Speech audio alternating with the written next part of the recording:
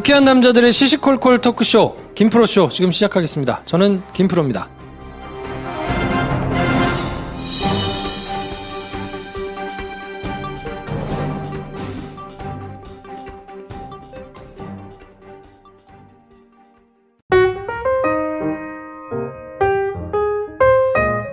장편 영화를 열심히 준비하고 계신 배준현 감독님 나오셨습니다. 안녕하세요, 배준현입니다. 네, 실증내는 한량 실한 김선생 나오셨습니다. 네, 안녕하세요, 김선생입니다. 아니 개인적으로 문의가 들어와요. 제가 지난번에 김선생 좋아한다는 얘기는 아직 없다 라고 플러스 친구 얘기를 하니까 바로 왔습니다. 저는 김선생 좋아합니다. 그러면서 질문이 종종 오는 게 실한 김선생이라고 하는데 도대체 실한이 뭐냐, 뭐가 실하다는 거냐 이런 거 이제 오시는 분이 계셔가지고 제가 굳이 사족을 달아봤습니다. 실증내는 한량. 네. 실자가 실이다. 이렇게 저에 대해 궁금해하시는 분들은 구체적이십니다. 아, 그러네. 그렇지. 손안에 닿을 것 같은 남자 같다는 친 거지. 가시권의 남자. 네. 자, 아무튼 플러스 친구 많이들 신청해 주시고 네. 뭐 신청해가지고 질문하시면 제가 일일이 답하고 있으니까 뭐 하여튼 많이 신청해 주세요. 아직 1000명은 안 됐습니다. 아직 1000명 안 들었어요? 한 800명을 조금 돌파했어요. 아, 그래요? 네. 요 방송이 나갈 때쯤 되면 1000명이 돌파했을 수도 있다. 그럴 수도 있죠. 그럴 수 있지. 네. 네. 지금 녹음하고 있을 때 800대 후반이거든요. 오, 네, 그러니까 곧 1000 돌파하겠네. 그럴 수도 있고요. 네. 1000명째 되시는 분은 기억해두고 선물 드립시다. 알 수가 없어. 알 수가 없어. 미안해. 알 수가 없구나. 1000명 카운트가 알 수가 없어. 이걸 계속 들여다보고 있으면 모르겠는데. 그치. 네, 그렇게 되는 건 아니어서. 뭐 알림이 오는 것도 아니고. 네, 그러면 이렇게 합시다. 제가 확인했을 때, 1000명이 넘어 있을 때, 맨 위에 말을 걸으신 분은 복불복이지, 그러니까. 이거 그렇지, 복권이야. 그렇지. 그냥 무조건 드리겠습니다, 제가. 그러니까 계속 말을 거시라. 그러네. 아직은 감당할 수 있을 정도의 수준이니까. 네. 뭐 말 걸어주세요. 네. 자, 그러면 오늘 사연을 보내주신 분은 30대 여성분이신데 정말 구체적인 사연이 들어왔습니다. 아, 이거 실제적입니다. 네, 그러니까. 이게 저희가 얼마나 도움이 될지는 모르겠습니다만 일단 한번 사연을 소개해 주시죠. 네, 오빠 생각입니다. 안녕하세요. 35살 여자 사람입니다. 제 고민은 결혼이냐, 재테크냐 이것입니다. 지금껏 재테크는 해본 적 없고 은행에 맡겨두기만 했는데 이 돈을 그냥 두기가 좀 아까워졌습니다. 사실 지금까지 저축만 한 건 곧 결혼을 하지 않을까라는 혼자만의 희망 고문 같은 게 있어서 쓰지도 못하고 보고만 있었어요. 하지만 지금 돌이켜보면 다 부질없는 일 같아요. 30대 초반에는 남자친구에게 결혼을 재촉하다 2년 만에 차이고 지금 남자친구는 만난 지 1년쯤 됐는데 별로 결혼 생각이 없어 보입니다. 남자친구는 항상 말하길 어른들을 대하기 어렵고 결혼까지의 모든 절차를 치룰 자신이 없다고 합니다. 그러면서 자긴 저랑 평생 가고 싶고 사이 좋아 보이는 노부부를 보면 부럽다고 해요. 저랑 저렇게 늙고 싶다는데 제가 보기엔 개소리 같아요. 한번 당해봐서 그런지 남자의 개소리를 구분할 수 있게 된 것 같거든요. 저는 지금 남친이 아니더라도 결혼 자체는 하고 싶은데 재촉하긴 싫어요. 결혼엔 무조건 돈이 필요한 게 현실인데 지금 재테크를 하게 되면 최소 4, 5년간 돈이 묶일 것 같은데 제 결혼 자금 재테크로 몰빵해도 될까요?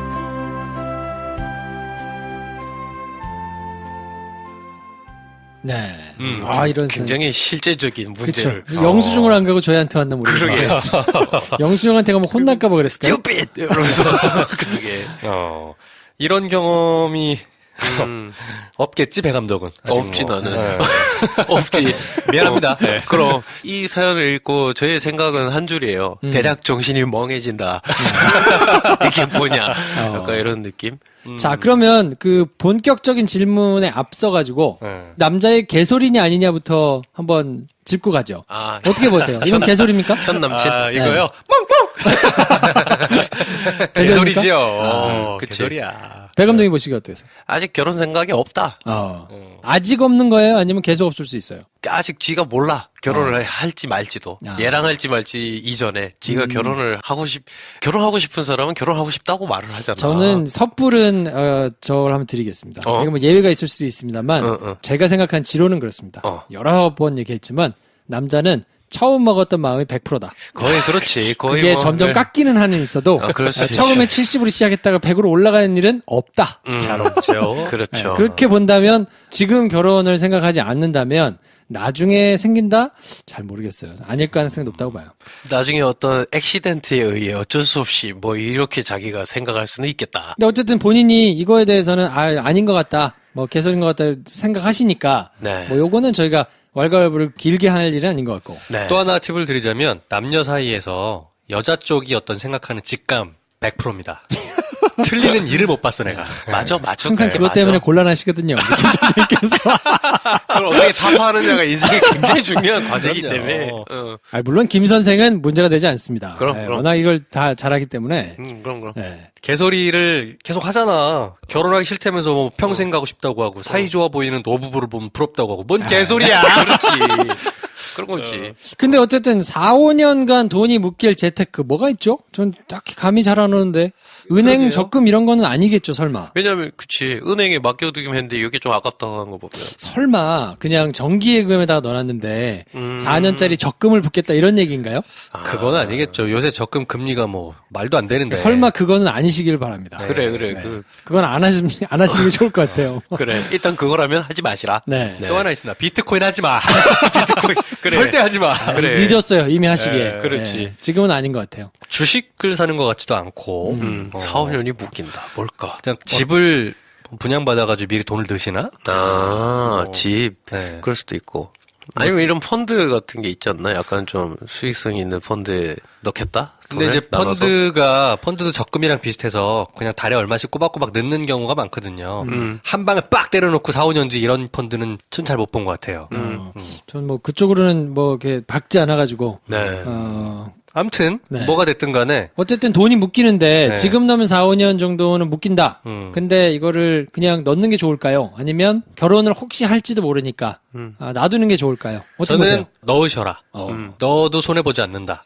왜냐하면 결혼을 한다 안 한다 두 가지 변수밖에 없잖아요. 네. 네. 근데 결혼을 만약에 안 하면 이 돈이 풀려졌을 때 좋을 테고 네. 해도 할 때 남편 될 사람한테 오빠 내 돈이 지금 들어가서 우리가 결혼한 뒤 2년 뒤에 이렇게 나와. 이 돈 어디 안 가니까 일단 부모님한테 빌리든 은행에서 더 땡기든 간에 그걸로 결혼하자. 그렇지. 해도 돼. 네. 그러니까 돈도 불어나고 결혼도 할 수 있다. 결혼하게 되더라도 이게 지금 가지고 있는 자산이니까. 그렇죠. 네. 그걸 가지고 계산을 할 수 있잖아. 예를 들어서 결혼할 때 돈 들어가는 게 사실 뻔합니다. 뭐냐면 집. 근데 집은 보통 남자 쪽에서 많이 해옵니다. 여자 쪽에서는 혼수. 그리고 나머지 결혼에 들어가는 기타 뭐 웨딩드레스니 사진이니 직장 이런 거는 결혼식 당일날 들어오는 축의금으로 대부분 해결돼요. 네. 그거는 그냥 똔똔이야. 그러니까 집하고 혼수인데 이 집하고 혼수하는데 서울 시내에서 한다 그러면 그래도 한 돈 2억은 들 거예요. 작게 시작해도. 근데 이때 남자 쪽에서 1억 되고 내가 1억 돼서 같이 한다 이렇게 계산이 나오는데 돈이 들어가 있잖아. 그 증서를 보여주는 겁니다. 결혼할 네. 사람한테. 오빠 뻥 아니야. 나 돈 있어. 근데 몇 년 뒤에 나와. 근데 이거 다 결혼하면 우리 재산이잖아. 일단 있는 걸로 합시다. 할 수 있는 거야. 그렇죠. 이게 정말 그냥 상식적이고 논리적인 사고인데, 이렇게 쓰신 데에는 혹시 그것 때문에 문제가 돼서 결혼이 빠질까 결혼을 봐. 할 수 있는 사람인데 빠그라지면 어떡하죠라는 걱정이 조금 들어가 있는 것 같거든요. 있어. 근데 단언컨대 그렇게 빠개질 놈은 안 하는 게 맞습니다. 그렇지. 맞지. 네. 네. 빠개질 기회를 찾다가 그게 빌미가 되는 거예요. 왜냐하면 결혼이 오히려. 결혼하기 전에는 하면 끝난다고 생각하거든요. 정말의 말씀이 천만의 말씀이야. 하는 게 시작이에요. 아, 네. 그렇지. 야. 이게 다 유경험자들이 하는 말이야. 내가 이런 얘기 나올 때마다 참 형들이 형으로 보인다. 결혼에 골인 한다고 하잖아요. 택덤 소리 하지 마세요. 드립을 시작한 거지. 이제 빵 쏘고 뛰기 시작한 거야 이제. 그치. 돈을 넣으셔라. 네. 저는 넣기를 추천드립니다. 그게 맞을 것 같아요. 네. 넣고 이거를 설명해서 당장에 돈이 없는 거는 변통하면 되고 네. 그게 안 되면 뭐 결혼식 사이즈를 조금 줄이거나 그렇죠. 시작하는 곳의 사이즈를 좀 줄이면 돼요. 그 돈 어디 안 가니까. 그렇죠. 그렇게 해서 자기가 넣어놓은 돈이 오히려 여기 있다는 게 오히려 나중에 봤을 때 훨씬 더 이득이 될 수 있을 것 같은데. 그렇죠. 그 여자 입장에서 볼 때도 어떻게 보면 나름 갑을 관계를 규정할 때 레버리지가 됩니다. 그래. 오빠 나 돈 있는 거 알잖아. 나한테 이럴 거야? 에이 왜 이래. 그렇지. 그리고 하나만 안 하면 될 것 같아. 스몰 웨딩에서 우리가 다 준비하겠다. 이러면은 그거 하지 마. 쉽게 해서 축의금으로 똔똔 되면 끝날 일을 또 이제 고생해가지고 이럴 수도 있다. 아니 뭐 그거야 이제 본인들의 가치관에 따라서 하시면 되는 거니까. 뭐 그렇죠. 그런데 그래. 어쨌든 이 묶여 있는 돈 때문에 결혼 자체를 못 할까 고민이 혹시 되는 상대라면 네. 안 하시는 게 나중에 더 맞는 것 같아요. 그러니까 네, 그럼요. 그냥 걱정하지 마시고 지금 묶어두실 수 있는 데다 묶어두시고 네. 아니 그 돈이 필요해서 깨면 되죠. 그럼 그건 깨면 어쨌든 되잖아. 둘이 상의해서 이제 해야 되는 일이기 때문에 네네. 뭐 걱정하지 마시고 지금 할 수 있는 거를 열심히 하시면 된다. 아 그리고 돌싱이 될 수도 있잖아. 그때 필요할 수도 있어. 자기 돈이. 그렇잖아. 그게 끝이 아니라니까. 어떻게 못하니까. 어떻게 못하잖아, 그거는. 나한테 있는 돈인데. 뭐. 내가 말한 레버리지가 그거야. 그러니까. 그렇지. 아무튼 술친금 드릴 테니까 네. 지금 사귀시는 남자친구하고 술 드시고 개소리 하지 말라고 술친금이나 한 봉지 주세요. 그래. 네. 자, 새신자 소개해드리고 있는데 이번에는 야. 새신자가 좀 있네요. 다행입니다. 이번에는 영어 아이디가 없어서 다행히. 비교적 쉽게 갈 수 있을 것 같습니다. 자, 새신자 호명되신 분들은 자리에서 일어나 주시고 다 같이 축복하실 준비해 주십시오. 가로대 굴통이 꿈자 겨울 그리고나 기차고 낭만도깨비 다시 지윤아빠 달토끼 K 당첨이 동등한 자격 동지 파축 단파축 똥도발번 늑대 뚱블리 마음에 두둔 만성필요 맹호은님 묘묘부 문재인 후에버 보시안 브로콜리 맘마 블루니 비사이로 누니와 세폭 김 작가님까지 같이 외쳐볼게요. 환영합니다. 자, 그리고 저희가 파티에도 김프로쇼가 열렸어요. 혹시 파티 그러게. 들어가시는 분들 계시면 거기는 보니까 뭐 다운이 막 한 에피소드당 3회 막 이러더라. 네. 그렇군요. 네. 그렇습니다, 여러분. 드디어 김프로쇼가 팟빵 외에 파티에서도 들을 수가 있다. 네. 그동안은 파티. 저희가 여력이 좀 안 돼가지고 못 올렸는데 파티에도 있으니까 뭐 네네. 파티, 아이튠즈 뭐 또 캐스트박스라는 것도 있더라고요. 음. 뭐 하여튼 그런 플랫폼들에 다 들어가니까 여기저기서 들어주시면 좋을 것 같고 파티에다가 그 댓글 남겨놓으시는 분들은 다음 주부터는 거기서도 이렇게 정리해가지고 소개를 해드릴게요. 네. 여러분께서는 지금 유쾌한 사람들의 영화식사 토크쇼 김프로쇼를 듣고 계십니다. 저는 내부자 둘의 막장입니다.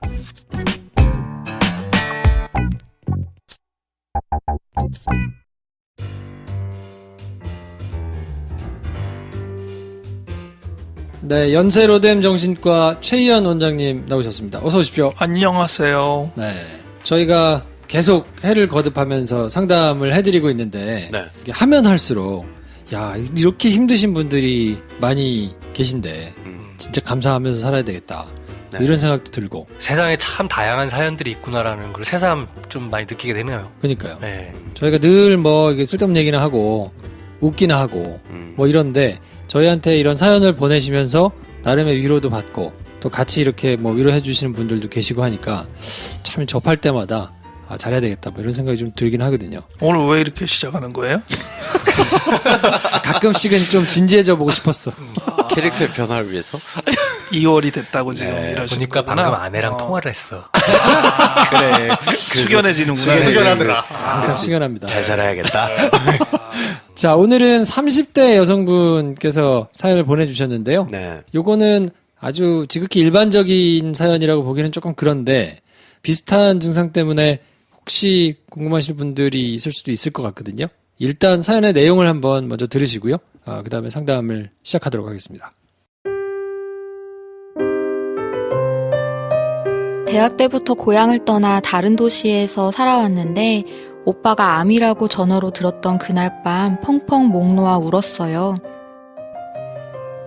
오빠가 2년을 투병하다 떠났고 그 후로 2년쯤 지나 엄마의 암 소식을 들었습니다. 제가 있던 곳에서 병원까지는 2시간 넘게 걸렸지만 근처에 딱히 지낼 곳이 없어서 항암 치료를 받을 때 엄마는 제 자취집에서 열흘 정도씩 지내다 고향으로 내려가는 생활을 반복하셨어요. 그 과정에서 엄마 형제들, 이모, 외삼촌의 도움을 많이 받았지요. 밤에 엄마가 통증에 잠 못 들어 할 때 등을 두드려 주거나 했는데 싹싹한 딸은 아니어서 예쁜 말은 못 해주고 이불 속에서 소리 죽여 울기만 했네요. 엄마가 필요하다는 건 이것저것 해드렸던 것 같아요. 몇백만 원짜리 반신욕기가 갖고 싶다 하셔서 저희 집에 두고 엄마가 오면 종종 하셨고요. 약초 같은 것도 온라인에서도 찾아 사드렸고, 집에 오실 때 식사를 다 챙겨드리지는 못했지만 흑마늘을 만들거나 현미 볶아서 현미차 만들어드리거나 하는 정도 챙겼던 것 같습니다. 쓰다 보니 감정 얘기가 별로 없는 것 같네요. 부모님이 어릴 때부터 맞벌이 하느라 바쁘셔서인지 싹싹한 성격이 아니어서인지 엄마랑 일상을 얘기하며 지내는 딸은 아니었어요. 대학 이후엔 떨어져 살아서 더더욱 대화가 많지 않은 모녀 관계였던 것 같습니다.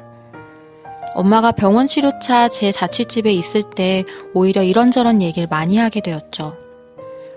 이렇게 긴 이야기를 쓰게 된 건 가끔 주체할 수 없이 눈물이 터져나오곤 하기 때문이에요. 이상할 만큼 가끔은 의아한 지점에서 눈물이 쏟아지곤 합니다. 가족들도 엄마 얘기는 거의 안 하고 살다가 몇 년 전부터 한두 마디쯤 엄마 얘기를 하곤 합니다. 우선 엄마 얘기가 나오면 자동 반사적으로 눈물이 납니다. 혼자 있을 때 엄마 생각이 나거나 엄마 소재의 이야기를 보거나 들으면 금방 눈물이 납니다. 다른 사람과 있을 때도 엄마가 주제인 이야기를 짧게는 아무렇지 않게 넘어갈 수 있지만 얘기가 길어지면 결국 눈물이 납니다. 제가 해결해야 할 부분이 있는 걸까요? 네.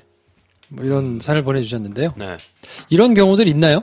울컥울컥 하거나 자동 반사적으로 눈물이 나거나 뭐 이런 경험이나 이런 게 있으신가요? 참 저는 눈물이 별로 없는 사람이에요. 옛날부터 어렸을 때도 슬퍼서 울거나 그런 거는 별로 없었고 분할 때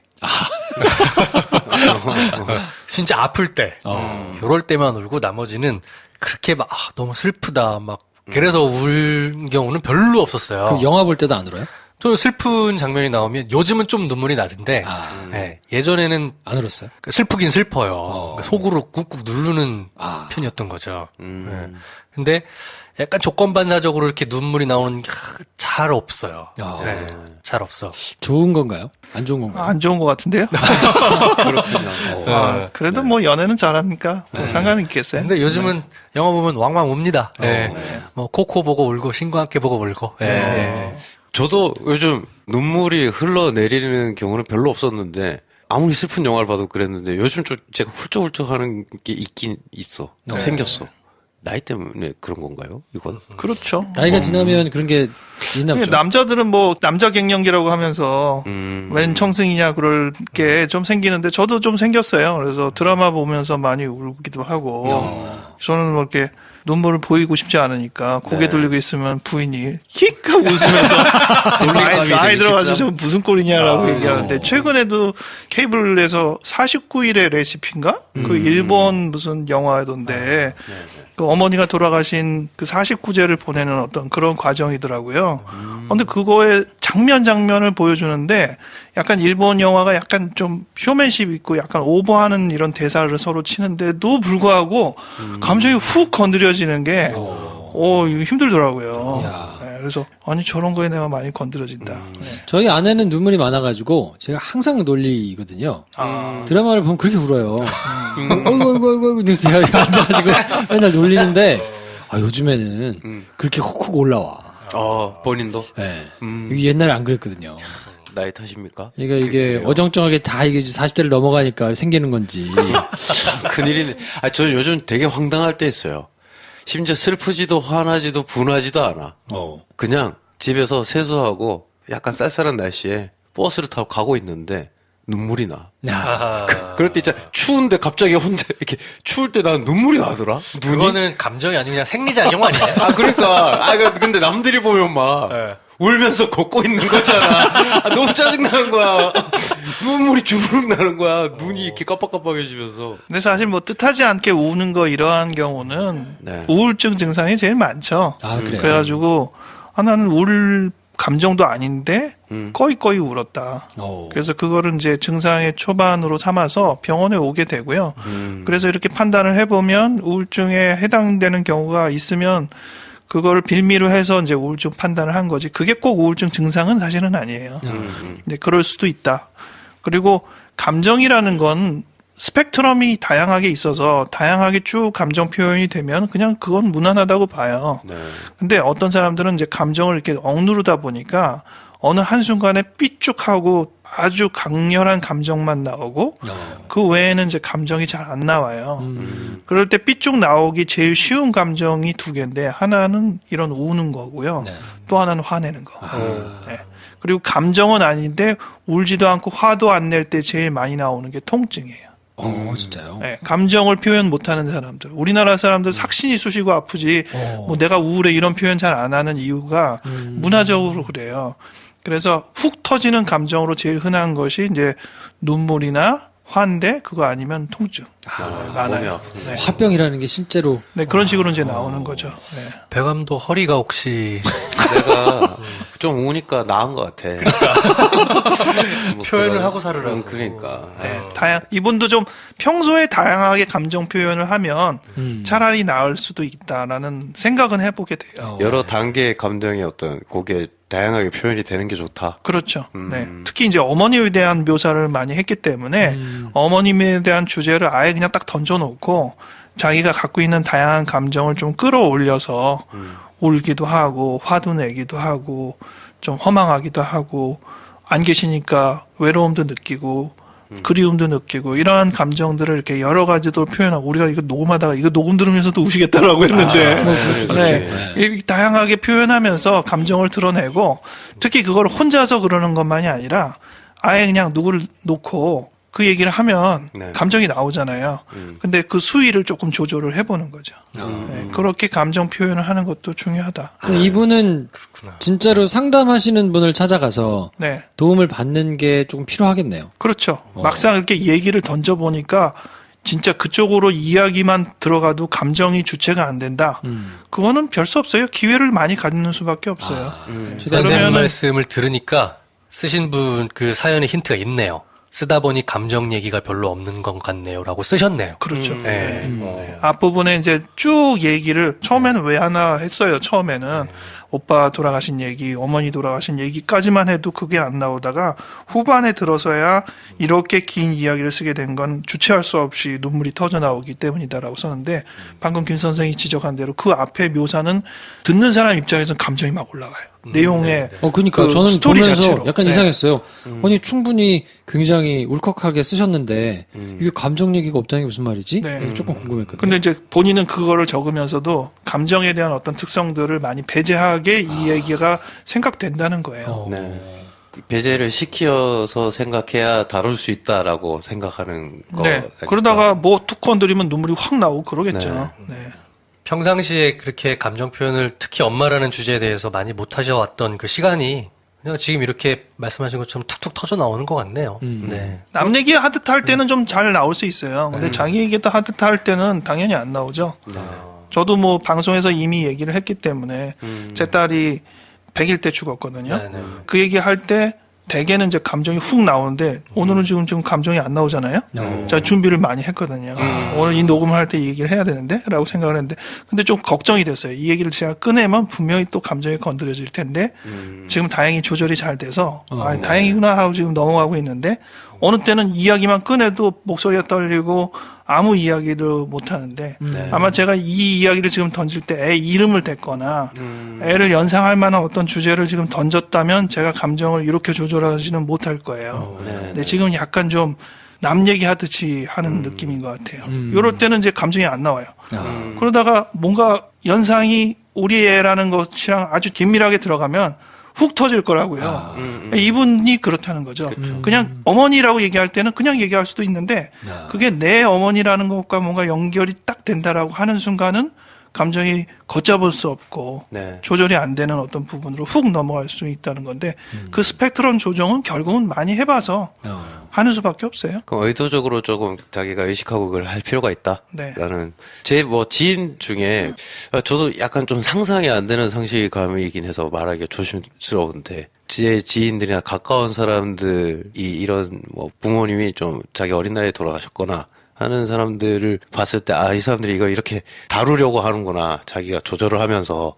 라는 생각을 이제 할 때가 좀 있었거든요. 그러면서 이제 제가 좀 이렇게 물어보기도 하고, 어떨 때는 주체가 안 돼가지고, 자기 감정이 주체가 안 돼서 굉장히 갑자기 툭 터져 나온 것 때문에 좀 힘들어하기도 하다가, 어떨 때는 근데 내가 이렇게 괜히 이렇게 이런 비슷한 얘기가 어디선가 나오고 있으면 그 주제에 같이 껴서 대화하기가 좀 얘가 불편하지 않을까라는 생각을 미리 하고 있으면 오히려 자기가 어느 정도 이런 정도의 얘기를 막 수위 조절해가면서 하기도 하고 하길래 물어봤더니 자기는 어느 정도 연습이 된 것 같다. 근데 내가 이걸 가지고 연습을 한다는 거에서 오는 자기 자신을 싫어하는 마음이 있었는데, 그러다 보니 내가 좀 더 적극적으로 돌아가신 어머니에 대해서 잘 생각하려고도 하고 정리도 해보고 좀 객관적으로 보려는 노력도 되고 해서 거리 조절이 된 거 오히려 난 또 좋아진 것 같다. 예전에 이게 힘들어서 잘 안 됐는데 지금 의도적으로 그걸 하려고 한다. 라고 얘기를 한 친구가 있었거든요. 그래서 그걸 볼 때, 그러니까 이렇게 해야 되는 건가? 네, 그럼요. 예, 네. 라는 생각을 했었는데. 저도 여기서 이렇게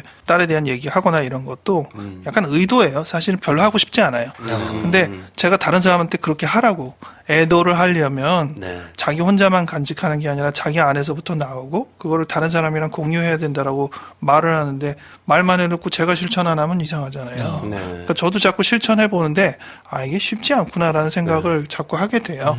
그렇지만 저도 자꾸 노력하면서 다른 사람한테도 그거 해야 된다고 시키고 막상 해보면 어렵긴 한데 확실히 그것이 조금 더 감정적인 정화에 더 가까이 다가가는 길이구나라는 건 경험으로 느끼게 되더라고요. 그러니까 이분이 공연을 보거나 영화를 보거나 하면서 무너지는 그 포인트는 지극히 자연스럽다. 그리고 그거를 오히려 이상하게 생각하시지 말고 더 자주 의도적으로 그걸 내놓으시는 게 훨씬 도움이 된다. 그래서 그걸 이제 어느 정도 조절이 될 수 있게 내가 다뤄야겠다라는 생각 자체가 거부감이 있진 않을까, 혹시나. 그런 생각이 들긴 하는데. 물론 부담도 많이 있겠지만 결국 네. 그것들을 하나하나 이겨내면서 해야 되고 한 가지 더 좀 생각할 건 일단 본인이 눈물이 어디서 터진다라는 거 아는 주제가 있어요. 특히 지금 명시한 것이 어머니에 대한 얘기거든요. 그럼 본인이 그거를 명시하면서 얘기할 수 있잖아요. 근데 저희가 조금 더 도와드려야 되는 건 명시되지 않은 주제에서 눈물이 건드려지는 포인트가 또 뭐가 있는지를 봐야 되거든요. 오늘 글을 쭉 읽을 때 어머니 주제도 굉장히 중요하긴 하는데 가장 처음에 서두했던 오빠 얘기는 뒤에 없어요. 그리고 어머니가 언제 돌아가셨는지에 대한 묘사가 없고 네. 투병을 얼마나 했는지도 묘사가 없고 더 중요한 묘사는 엄마랑 오빠 외에 어떤 가족이 어떻게 있는지가 묘사가 없어요. 그러니까요. 그러니까 이러한 부분들을 통해서 본인이 묘사하지 않는 부분에 대한 감정은 어떻게 있길래 묘사가 이렇게 되는지를 좀 더 들어볼 필요는 있다. 네. 사실 지금 어머니에 대한 감정이 복잡한 이유 중에 하나는 지금 살아있는 다른 가족과의 관계를 반영해요. 네. 오히려 그래서 내가 좀 울컥하고 생각하면 슬프고 마음이 회한이 남아 있는 그 어머니나 오빠가 심정적으로는 더 가족이라고 생각이 되는 게 아닌가라는 생각도 들고. 그게 원래 생전에 그래서 그랬을 수도 있지만 이미 돌아가셨기 때문에 그런 가족이다라고 이미지화할 수도 있어요. 그렇죠. 그래서 그런 거는 좀 대화를 더 해봐야 되는 네. 부분인 것 같아요. 그래서 앞부분에 또 보면 어머니가 아프실 때 외가 쪽 외삼촌 이모들이 또 많이 도와주고 했었다라고 하시고, 근데 그 뒤에 이제 어떻게 가족 구성이 어떻게 돼서 어떤 문제들이 있었는지 뭐 그냥 슬쩍 언급을 하셨는데, 그걸 보면 친가 쪽이나 아버지 혹은 다른 형제 자매 뭐 혹은 아버지가 재혼을 하셨나 뭐 이런 거에 대해서 좀 우리가 더 잘 알 수 있으면 그게 상담이나 하는 이런 데 도움이 되지 않을까. 그렇죠. 많이 네. 알수록 그래서 지금 감정이 그렇구나라는 게 더 이해가 되겠죠. 네. 적어주신 건 유일하게 가족들도 엄마 얘기는 거의 안 하고 살다가 몇 년 전부터 한두 마디쯤 엄마 얘기를 한다는데 네. 이런 정도면 엄마에 대한 감정이 복잡할 수밖에 없죠. 이게 가족이 그 얘기를 하면서 사실은 감정 정화를 하는 건데 이렇게 되면 혼자서 다 자기가 감정 해결을 했다는 뜻이니까 어렵죠. 그걸 같이 얘기할 수 있는 사람들과 함께 얘기를 하는 게 좀 중요하다는 생각이 드는데 그게 안 되고 있는 것 같다. 저희 아버지가 작년 연말에 돌아가셨잖아요. 네. 그리고 이제 한 달밖에 안 됐어요. 한 달 좀 넘었지? 방송에서 처음 얘기하는 건가요? 네, 처음 얘기하는 건데, 그 연말에 그런 일이 있었어요. 네. 장례를 치르는 그 3박 4일 동안에 저희 가족들이 상당히 평온하게 장례를 잘 치를 수 있었고, 다 끝내고도 친척들하고도 굉장히 좋았어요. 그러니까 장지에 모시고 돌아올 때. 근데 그거는 그 자리에서 굉장히 뭐라면 돌아가신 아버지 얘기를 되게 많이 했어요, 저희가. 그분이 어떤 분이셨고, 우리가 그분과 함께 지냈던 시간이 어땠었고, 저희 작은아버지 등등 뭐 친척들 입장에서 볼 때는, 삼촌은 그랬었다, 큰아버지는 이랬었다. 그러면서 그렇게 이제 돌아가신 분에 대한 이야기들을 하면서, 울지 않으면서 애도하는 법을 자연스럽게 배웠다고 할까요? 네. 그런 과정이 있었거든요. 네. 그 선생님 말씀하신 것도 돌아가신 어머니에 대해서도 애잔하고 힘들고 슬픈 마음도 분명히 있지만 사행전에 그분에 대해서 이야기를 하는 거, 특히 가족들과 네. 하는 게 굉장히 중요하지 않나 그런 생각이 들더라고요. 지금 굉장히 어렵고 중요한 포인트인데 김 선생님은 가족들이 정말 많은 걸 공유하는 가족이구나라는 생각이 들어요. 근데 어떤 가족은 모여서 만약 뭐 우리 어머니가 돌아가셨다고 쳐요. 근데 뭐 친척이 다 왔어요. 얘기할 게 없어. 그런 경우가 있어요. 그러면 그런 장례식에서 감정 교류가 없어요. 그리고 자기도 자기 어머니를 생각했는데 뭐 어떻게 특별한 게 없는 거예요. 그러면 굉장히 허무해요. 내가 도대체 뭐하고 그 사람과 관계를 갖고 살았나? 그리고 나는 뭘 애도하나? 이러한 어떤 부분에서 갑자기 공중에 붕 뜨는 느낌을 받아요. 확실히 가족들의 관계는 평소에 늘 그렇든 아니든 간에 중요한 시점에서 정보 교환을 충분히 할 수 있는 집안이냐 아니냐에 따라서 이 애도나 감정 정화의 길이가 확실히 달라지는 것 같아요. 네. 이분 같은 경우는 정보를 저희가 충분히 전달받지는 못했는데 그렇게 감정 교류가 있거나 뭐 이렇지는 않은 분위기 같잖아요. 네. 그럼 이런 경우는 어떻게 합니까? 아무래도 그런 부분에서 좀 한계가 생기는 거죠. 네. 본인부터라도 자기 감정 정리를 일단 해야겠죠. 그래서 하나하나 좀 되뇌이고. 근데 그런 부분을 앞부분에 해주셨어요. 어느 정도. 그러니까 그런 부분들을 계속 꾸준히 잘 이어가시는 게 좋을 것 같아요. 그게 잘 안 되는 가족이다 했을 때 그 가족 내에서 그럼 이걸 어떻게 해야 되나 혼자 생각하시기 굉장히 버거운 짐일 수도 있겠다는 생각이 들거든요. 제가 봐온 어떤 가족 구성원들의 경우 뭔가 터부 시대 때가 좀 문제가 있는 것 같다는 생각이 종종 네, 드는데 그렇죠. 그럼 터부시 된다는 거는 거기에 대한 어떤 왜곡이 시작되는 것 같다는 생각도 들고 거기서 뭐 우울증이나 강박증이 생기는 것 같은데 어떻게 다뤄야 될지 모르는 구성원들이 모여있을 때 한 명이 나만 지금 유난하게 이러는 건가? 라는 생각을 하면 그 구성원들과 함께 뭔가를 헤쳐나가긴 굉장히 힘들잖아요. 오히려 더 밖에서 다른 구성원들과 그런 거를 하시는 시도를 하고 그런 감정을 어떻게 다뤄야 될지 단계별로 자기가 어떤 일종의 어떤 시도를 해봤을 때 그걸 잘 받아주는 사람들과의 관계를 넓혀가는 건 어떤가 하는 네, 생각이. 그게 좋죠. 다른 사람을 통해서 조금 더 배우고 네. 그나마 우리 가족 중에는 이러한 식으로 감정 교류하는 게 내가 제일 낫다 그러면 다른 가족을 그 정도 수준으로 도와줄 수는 있죠. 그래서 얘기도 좀 시키고 네. 정말 우리 가족은 감정 표현이 없어라고 생각할 때 시켜보면 기회가 없어서 그렇지 또 하는 경우가 있어요. 네, 그래서 네. 그러한 기회를 제공하는 것만으로도 굉장히 큰일이거든요. 네. 저희가 이제 자살 유가족 저희가 돕는데 네. 가끔은 자살 유가족이 같이 와서 교육을 참여해요. 근데 혼자 개별적으로 할 때보다 같이 할 때 도움이 되는 경우가 뭐냐면 우리 엄마가 우리 동생 죽은 거에 대해서 저런 식으로 감정 느끼고 있는지 몰랐다. 뭐 이런 표현을 와서 보는 거예요. 엄마는 그냥 아무 영향도 없는 것 같고 생활 잘해서 전혀 감정이 없는 줄 알았는데 오늘 와서 이렇게 얘기하는 걸 옆에서 듣고 보니까 동생에 대한 감정이 저런 식으로 있었네. 내가 너무 그거를 무심하게 생각했네. 이런 거를 하는 거예요. 그러니까 확실히 모든 건 기회를 줘야 돼요. 네, 자꾸 네. 기회를 주고 표현할 수 있는 그런 장을 마련해 주는 게 필요하다. 그럼 그걸 좀 적극적으로 좀 하시라고 말씀을 드리는 게 좋을까요? 어떻게? 그렇죠. 네, 근데 아무래도 이 사연 주신 분은 일단 가족 내에서는 이 감정이 해결이 스스로 약간 안 되고, 그렇죠? 네.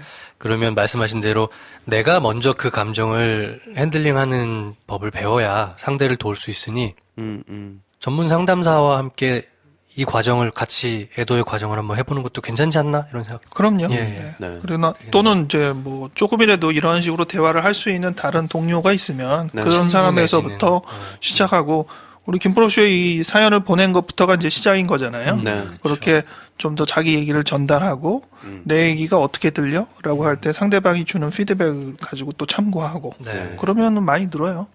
그렇다면 사실 뭐 여기에 굳이 쓰지 않으셨거나 자기도 은연중에 빼먹고 안 쓴 어떤 무의식이 작용해서 그냥 피하고 있거나 했던 것들을 좀 더 설명을 필요로 하고 하는 이야기를 써서 좀 피드백을 받거나 하고 싶다 하시면 다시 또 부연 설명해서 사연을 주셔도 그렇죠. 저희가 네. 또 계속 그걸 이제 이어가면서 얘기를 할 수 있지 않을까. 우리가 AS 사연이 거의 최근에는 이제 들어오진 못했는데 네. 사실 한번 사연을 보내서 그거를 조금 더 상세하게 적어주셔서 다시 소개하고 이러면 훨씬 좋을 것 같아요. 네. 그럼 사실 그게 단가가 어마어마한 거거든요. 이렇게 생각하시면 오늘 뽑으셔도 된다. 이런 생각을 단가. 해봅니다. 뭐 얼마든지 주시면. 근데 네. 이분 같은 경우는 아까 이제 말씀하신 것 중에 우울증이 있으면 그렇게 눈물이 날 수 있다 이제라고 말씀하셨잖아요. 네. 이분 같은 경우는 뭐 자세한 정보를 저희가 모르니까 진단을 할 수는 없습니다만 그 우울증일 수도 있나요? 있을 수도 있죠. 네. 아까 말씀드린 대로 그것 때문에 병원에 오는 경우 굉장히 많아요. 약 먹고 주체할 수 없이 눈물 터져 나오는 건 줄더라. 뭐 생활은 해야 되는데 갑자기 근무하다가 막 울면 옆에서 직장 동료가 너 왜 그래 이렇게 되잖아요. 그러니까 그게 더 본인은 부담이 되는 거예요. 그래서 이거 어떻게 해결하면 좋겠다라고 얘기를 해서 병원에 오는 경우 굉장히 많이 있어요. 근데 약을 쓰면 그런 부분을 확실히 처음에는 조금 이렇게 누그러뜨리게 하거든요. 그러니까 일단 급한 불을 끄죠. 근데 그 다음에 말씀을 드리죠. 이 원인이나 이런 부분이 있다면 그거 해결 안 하면 당장은 이렇게 해서 넘어가지만 또 생기지 않겠느냐라고 하면 본인들이 아는 부분이 있어요. 이분도 지금은 그런 어머니와의 관계 부분을 지적하셨으니까 본인에게는 이제 이 부분이 중요한 주제겠죠. 이런 가능성은 없을까요? 직접 써주신 건 아닌데 사연을 보니까 되게 힘든 과정을 겪으셨잖아요.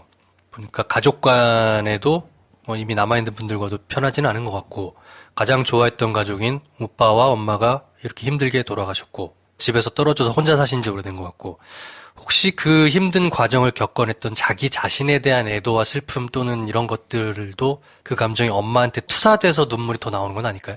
훨씬 그런 주제가 많죠. 네. 아까 얘기한 대로 지금 살아있는 가족과의 관계가 지금 어머니나 오빠에 대한 감정으로 자꾸 반영되는 부분이 있고 네. 저는 대학 때 고향을 떠나서 다른 도시에 쭉 살다가 네. 오빠가 암이라고 진단을 받았을 때 엄청나게 울었다고 했거든요.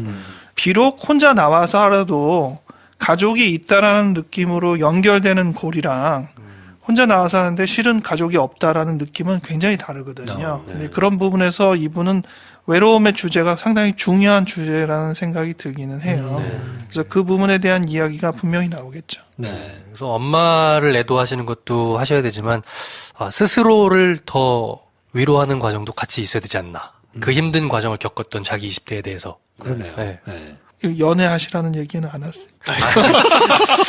그거는 제가 생각할 때는 연애는 그냥 다음에 기회 될 때 하셔도 되는데 자기가 자기 스스로가 정말 그랬구나라는 걸 한번 보는 게 필요하지 않나? 네, 그렇죠. 네. 어떻게 보면 지금 이런 상황에서 연애를 할 때는 네. 가끔은 이 애도를 회피하는 쪽으로 넘어갈 수가 있긴 하는데 네. 오히려 연애를 하더라도 잘 도닥여주고 내 얘기를 할 수 있게 도와주는 관계라면 좋긴 하겠죠. 근데 네. 그러면 남자친구가 사실 남자친구가 아니라 상담자죠. 네. 기능 자체는. 네. 그 상담의 기간을 잘 넘겼을 때 굉장히 또 두 신뢰감이 사이가, 생기고 네, 더 그 깊어지고 할 사람을 수 믿게 있으니까. 되고 네. 네. 그 연애에 잘 들어갈 수도 물론 있게 되고 네. 근데 상담자랑 연애하고 싶지는 않을지도 몰라요. 그렇지. 이게 참 그러다가 아이러니야. 상담이 끝나면 연애가 끝날 수도 있죠. 그렇죠. 그럴 수도 있죠. 근데 또 상담자를 좋아하는 사람이 많아요. 그러니까. 저를 좋아하는 사람이 많아요. 아, 젊은 여학생인데도 아, 중고등학교 정말요? 여학생인데도 저를 좋아하는 야. 이게 참 아이러니 아니겠습니까? 이제 김프로쇼의 역병이 여기까지 왔습니다. 유명인병. 네. 그렇습니다. 근데 농담이었고. 그거는 결국은 누군가에게 마음을 열 때 그 사람한테 괜한 호감을 갖는다는 거죠. 근데 그것도 잘 봐서 이게 상대에 대한 감정이 아니라 그냥 나에 대한 감정이구나를 이렇게 구분하는 능력, 그것들을 키워가는 과정이 필요하다. 그걸 아직 모르니까 저 같은 사람을 좋아한다고 생각하는 거죠. 네, 그거는 물론 제가 잘 도와줍니다. 네. 저를 놔두지는 않아요. 걱정하지 마세요. 해치지 않아요. 아무튼 이분께서는 가족 간의 정보라든지 이런 것들이 조금 이제 모자라게 있어서 그런 부분을 채워가지고 다시 보내주셔도 얼마든지 상담을 저희가 해드릴 수 있고요. 그러니까 필요하시다면 사연을 다시 보내주시면 좋을 것 같고, 그렇지 않더라도 본인이 뭔가 애도하는 과정, 그게 꼭 어머니에 대한 애도가 아니라도 본인 스스로에 대한 외로움에 대한 처리라도 꼭 하시는 과정을 좀 겪으시면 분명히 도움이 될 것 같고, 울컥울컥 눈물이 터져 나오는 거는 절대 이상한 게 아니니까 그건 굉장히 자연스러운 거니까 오히려 끄집어내셔가지고 더 빈번하게 다루시는 것이 본인한테는 훨씬 도움이 된다. 네, 이렇게 정리를 해드리는 역시 정리의 달인이십니다. 그럼. 네. 자, 사연 받고 있습니다. 어떤 종류의 사연도 좋으니까 주저하지 마시고 사연 보내주시면 저희가 성심성의껏 상담해드리고요. AS 상담도 얼마든지 보내주십시오. 그럼 저희가 그것도 챙겨서 해드리도록 하겠습니다. 네. 저희는 다음 주에 또 다른 사연 가지고 찾아뵙고요. 오늘은 이 정도에서 정리하도록 하겠습니다. 다음 시간에 뵙겠습니다. 고맙습니다. 감사합니다. 안녕히 계십시오.